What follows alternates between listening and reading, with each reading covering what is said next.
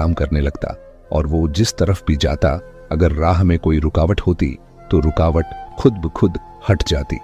ये सब कुछ देखकर भी, जबकि हमारे इल्म और हमारी किताबों के मुताबिक ये नौजवान तो 7 साल का होना चाहिए था, यहूदियों के इस गिरोह ने अपने उल्मा से मशवरा किया। उल्मा ने कहा, खूब गौर से देख लो, अगर यही आखिरी रसूल है तो इसे कत्ल कर दो। यहूदियों को ये तो यकीन हो गया था कि ये बच्चा अब्दुल मुत्तलिब का पोता है, मगर उनके दिल में ये भी खौफ था कि कहीं पहले की तरह हम धोखा न खा जाएं। वो सोच रहे थे, ऐसा न हो कि हम इस नौजवान को कत्ल करके मुतमिन हो जाएं और फिर 20 साल बाद पता चले कि रसूल तो अभी जिंदा है। इसलिए इस दफा वो 100% यकीन करना चाहते थे कि यही नौजवान अल्लाह का सच्चा पैगंबर है। उनकी किताबों में लिखा था और उन्हें इस बात का पूरा इल्म था कि जो भी अल्लाह का रसूल होगा, चाहे पहला हो या आखिरी, लुकमा ए हराम उसके हलक से नीचे नहीं उतर सकता, बल्कि हलक क्या, उसके होंठों तक भी नहीं पहुंच सकता। हराम के अलावा रिज्क ए मुश्तबह, यानी ऐसा रिज्क जिसका साफ पता न हो कि हलाल है या हराम, वो भी रसूल के होंठों को नहीं छू सकता। चुनांचे उन्होंने एक अजीब मंसूबा बनाया। मक्का में एक बेवा औरत रहती थी जिसका नाम जुबैदा था। उसने एक छोटा सा मुर्गी फार्म बना रखा था और मुर्गियों के अंडे बेचकर गुजारा करती थी।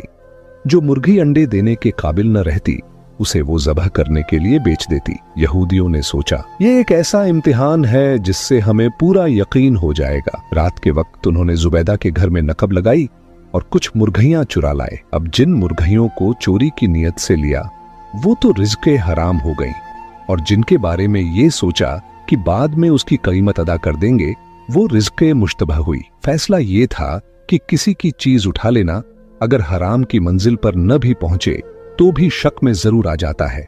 अगले दिन यहूदी हजरत अब्दुल मुत्तलिब के पास गए और उनको दावत दी कि हम आपके कबीला की दावत करना चाहते हैं, आप हमें ये एजाज बख्शिए।